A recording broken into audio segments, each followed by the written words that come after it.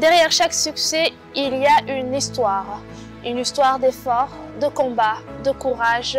Bienvenue dans les coulisses du succès.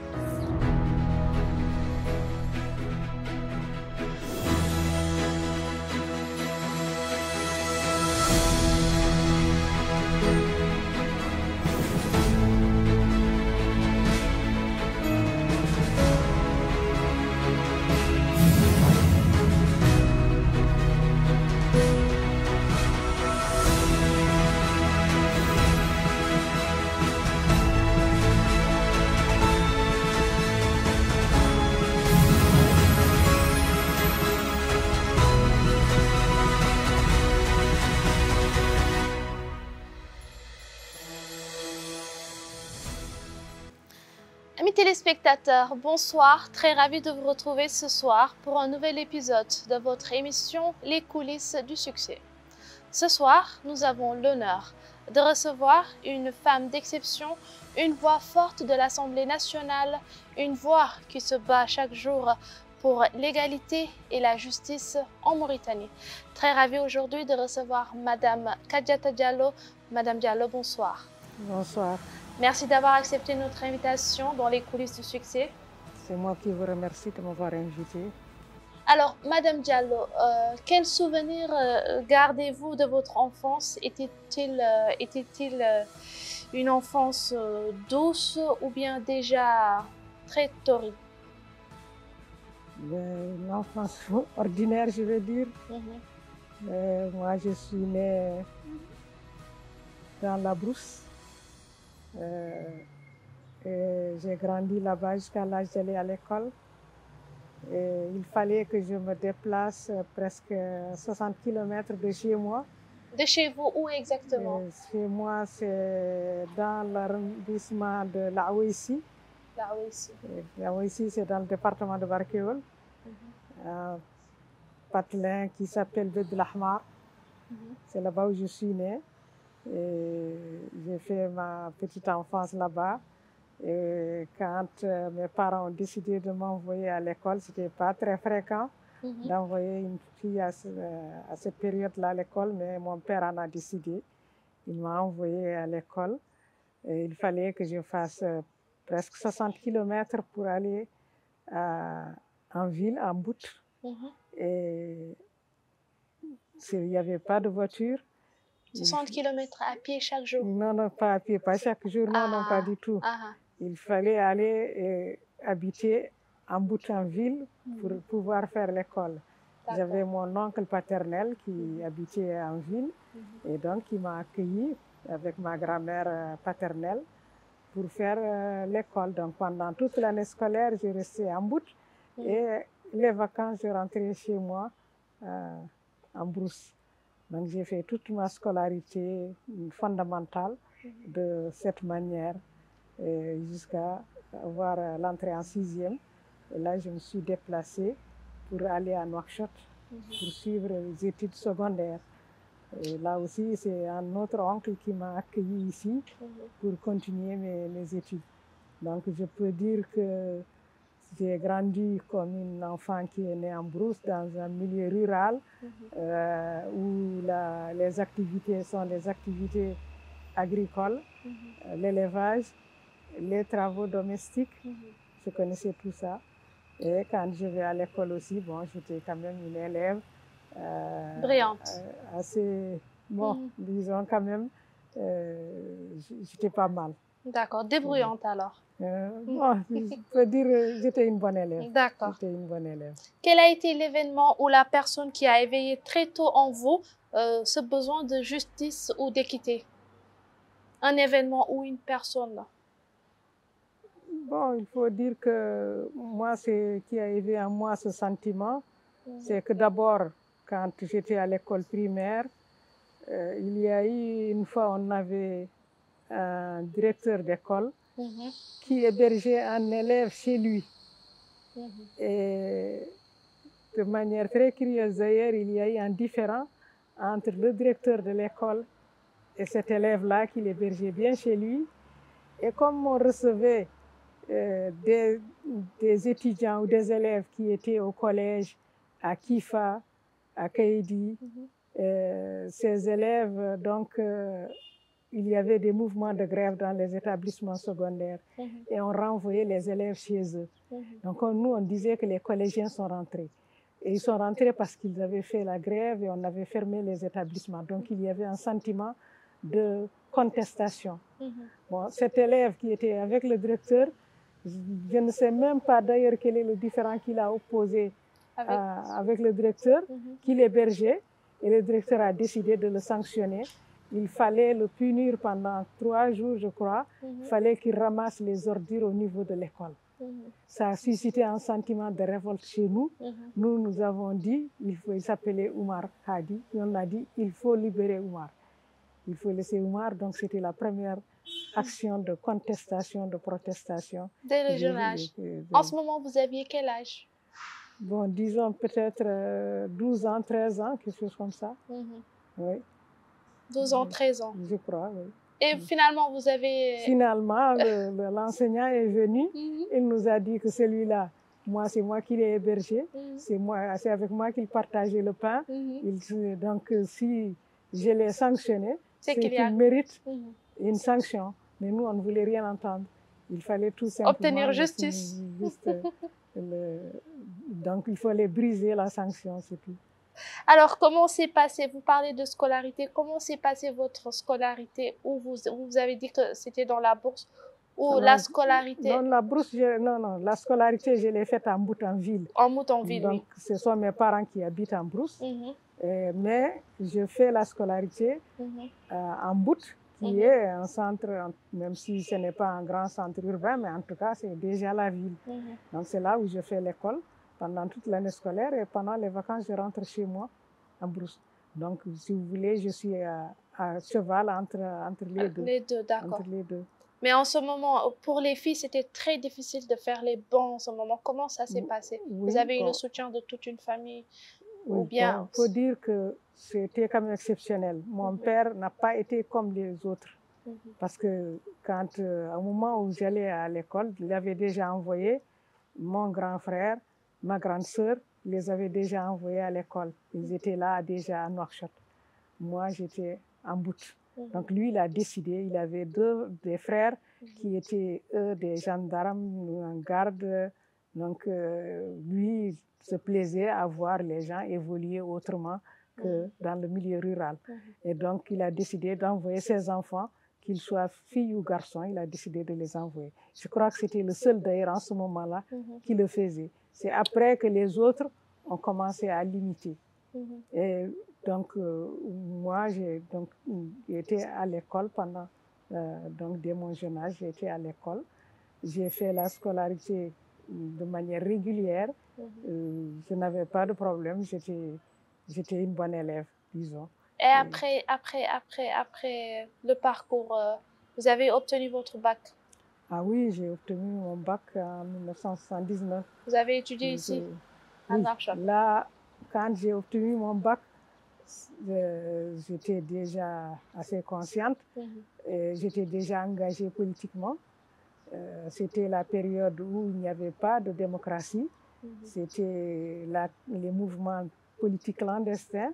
Moi, j'ai intégré un mouvement politique clandestin qui s'appelle le Mouvement national démocratique. Et quand j'ai eu le bac, je voulais aller à l'extérieur pour poursuivre les études supérieures.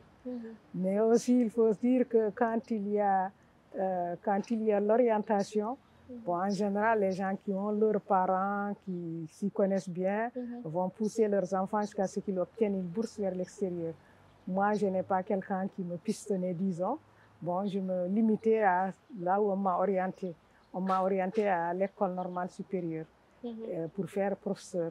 Et même quand on m'a orienté à l'école normale supérieure, comme j'étais engagée, nous avions comme philosophie, c'est que nous allons faire la révolution, que nous allons prendre le pouvoir par le maquis, que nous allons encercler les villes, que nous allons faire tomber le pouvoir. Et donc pour moi, j'avais déjà une autre mission que seulement celle d'aller étudier. Donc ça ne me posait plus de problème que de rester à Nouakchott sans aller à l'extérieur. Et j'ai fait l'école normale supérieure. je peux dire avec beaucoup de succès aussi. Vous êtes devenue enseignante par la suite. Ensuite, je suis sortie pour faire professeur de secondaire. J'ai enseigné pendant 20 ans dans les lycées. Et voilà. Vous avez parlé tout à l'heure du moment. À quel moment, quel a été le moment déclencheur pour vous, pour intégrer le mouvement politique, pour être militante? À quel moment vous êtes décidé, c'est bon, oui. Je vais rentrer dans l'arène politique? Déjà, quand j'étais au collège, il y avait donc des mouvements politiques clandestins que je suivais quand ils appelaient à la grève, surtout le mouvement national démocratique, on appelait dans le temps les Kadihines. Quand ils appelaient à la grève, bon, moi je suivais la grève, bon, mais c'est juste quelqu'un qui suit un mouvement d'ensemble. Pas que je sois spécialement ou spécifiquement engagée, mais quand même je n'étais pas en reste. Bon, à un moment donné, cela s'est un peu éclipsé parce que ce mouvement a connu des difficultés. On ne le voyait plus. Et donc, pour quelqu'un qui suivait juste la masse, c'est comme si ça s'était arrêté. L'année où je faisais la terminale, il y a eu une circulaire du ministère de l'Éducation qui augmentait le coefficient de l'arabe. Voilà, on l'appelait la circulaire 02.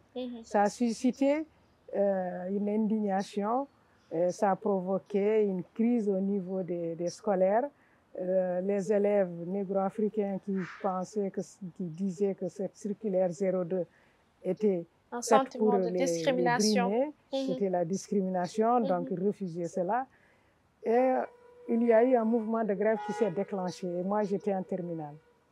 Et lorsque ce mouvement de grève s'est déclenché, il faut dire qu'avant ça, moi j'ai milité, pendant la même période, j'ai milité dans une association culturelle qui défend la promotion de la langue pulaar. Cette association existe jusqu'à présent, elle s'appelle l'ARPRIM. Donc, d'un côté, j'ai milité sur le plan culturel, de l'autre, il y a eu la grève contre la circulaire 02. Mais au moment dans le déroulement de la grève, ce qui était une revendication pour certains, ils disaient que c'était injuste, cela s'est transformé en une sorte d'antagonisme, de confrontation entre des élèves noirs et des élèves maures arabes. Et donc ça a pris un caractère ethnique communautaire. Et moi, je n'étais pas d'accord avec cette option. Et j'ai trouvé que le mouvement national démocratique, que j'avais redécouvert, avait cette ligne-là et s'était opposé à ce que la grève se transforme en une confrontation entre les élèves noirs et les élèves maures. Donc, j'ai eu à prendre cette démarcation avec les éléments du mouvement national démocratique et très rapidement, j'ai été intégrée dans ce mouvement, j'ai été organisée. Alors, avez-vous parfois douté, avez-vous une fois douté de votre engagement dans un système si rigide, si fermé à la parole des femmes? Avez-vous une fois douté de votre engagement? Parce que le mouvement national démocratique, justement, c'était un mouvement qui militait pour la promotion de la femme. C'est parmi les mouvements qui vraiment parlaient de la promotion de la femme, de l'émancipation de la femme, de l'égalité entre les hommes et les femmes. Et donc, je n'avais pas de problème spécifique à ce niveau. Mais à ce moment, c'était très difficile de se battre pour de militer pour les femmes. C'est clandestin. Bon, d'abord, l'organisation, elle est clandestine. Je vais dans des réunions qui sont fermées, où on se cachait pour faire les réunions. Maintenant, ça ne nous empêche pas, dans les milieux publics, dans tous les lieux publics, de sensibiliser. On sensibilise, il y a des débats qu'on animait, et donc moi, je prenais la parole, je donnais mon point de vue. Bon, il est vrai que dans un premier temps, il y avait la timidité, il y avait surtout la retenue, la gêne, mais au fur et à mesure, je voyais, je me libérais et je me sentais à l'aise et je n'avais plus de gêne. Nous allons parler de la famille. Comment a réagi votre famille par rapport à votre prise de parole publique? Bon, mes propres parents avaient peur pour moi. Parce qu'en ce moment, quand on découvre que vous faites de la politique, que vous êtes organisé, bon, vous êtes arrêté, vous êtes envoyé en prison. Bon, donc mes propres parents avaient peur pour moi. Mais j'ai quand même pu leur montrer, parce que peut-être qu'il faut dire aussi qu'ils avaient un peu confiance en moi, même s'ils avaient peur pour moi. Mais vous soutenez quand même. Ils pensent quand même que si je m'engage dans quelque chose, ça veut dire quand même que ça a un sens. Et donc, je n'ai pas eu beaucoup d'obstacles. Et après, quand j'ai aussi fondé un foyer, je n'ai pas eu de problème.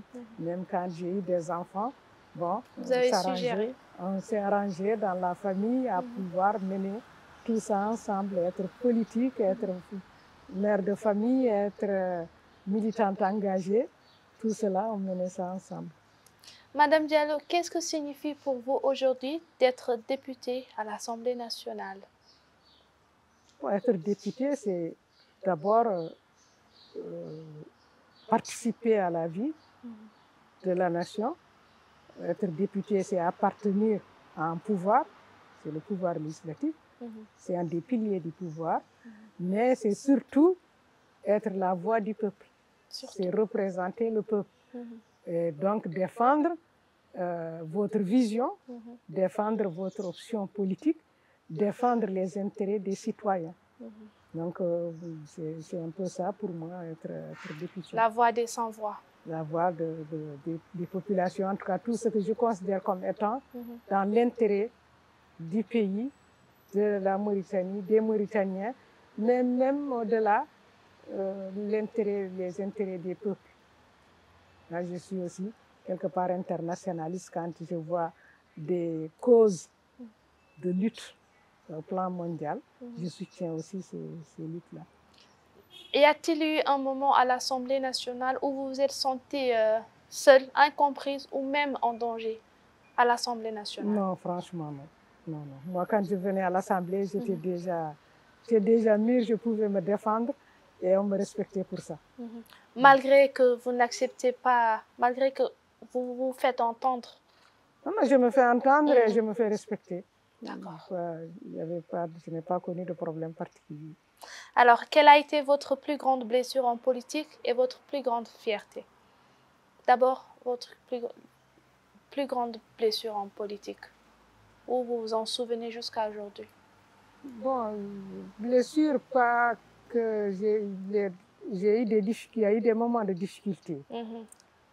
Pendant les événements de 89, 90, 91, où moi j'optais pour un peuple uni, où les citoyens sont égaux, où j'appartiens à une nation, il y a eu des moments où je sentais qu'on me refusait cela.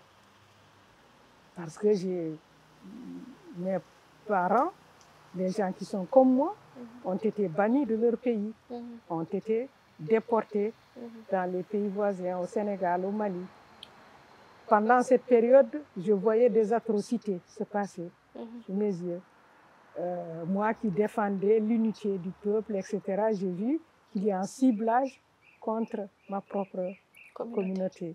Et jusqu'à ce qu'il y a eu ce qu'on peut appeler le désastre des événements de 90-91, où carrément on a liquidé des gens de manière extrajudiciaire.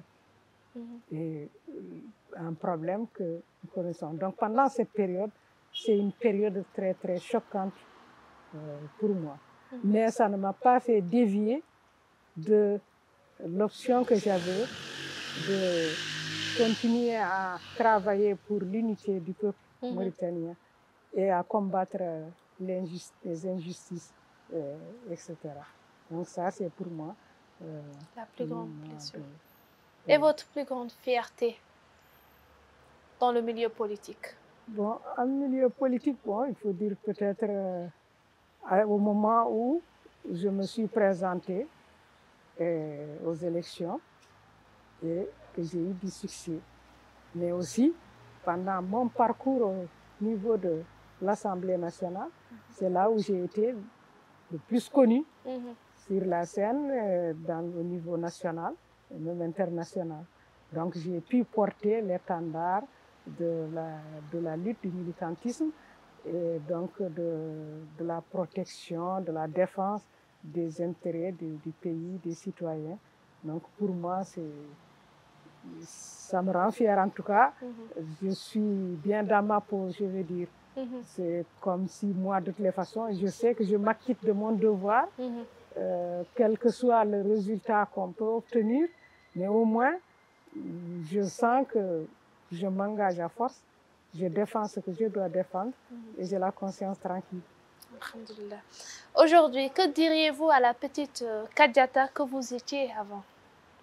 Si vous deviez lui dire quelque chose. Bon, qu'elle se sente heureuse et fière de ses parents qui étaient des gens qui étaient dans le milieu rural, des analphabètes, mais qui ont eu l'intelligence de m'envoyer à l'école, de me soutenir, de faire tout pour que je puisse réussir. Et donc, c'est... D'être une référence pour plusieurs jeunes filles aujourd'hui. Qui est même nostalgique de son enfance. Quel est votre vœu le plus cher pour les générations de filles mauritaniennes à venir? Bon, d'abord, qu'elles s'engagent, qu'elles ne soient pas tout simplement là à être dans le carcan féodal où on veut les retenir, qu'elles se débarrassent de cela, qu'elles aspirent à plus de promotion, d'égalité, et donc qu'elles s'épanouissent et qu'elles se considèrent comme des citoyennes pleines, à part entière, qui doivent défendre leurs droits et qui doivent s'acquitter de leurs devoirs. Alors, chers téléspectateurs, nous l'avons suivi ensemble ce soir. Nous avons entendu bien plus qu'une parole politique, qu'un parcours politique. Nous avons écouté une voix qui a traversé le silence, porté des combats, affronté des tempêtes sans jamais céder. Très honorée d'avoir eu ce soir une femme exceptionnelle, une référence de plusieurs jeunes filles mauritaniennes aujourd'hui. Merci de nous avoir suivis, chers téléspectateurs. Nous vous donnons rendez-vous la semaine prochaine pour un nouvel épisode de votre émission Les coulisses du succès. Merci à Madame Kadiata Diallo qui nous a honorés d'être venue aujourd'hui. Merci et merci à Arena Hotel pour ce beau décor. À la semaine prochaine.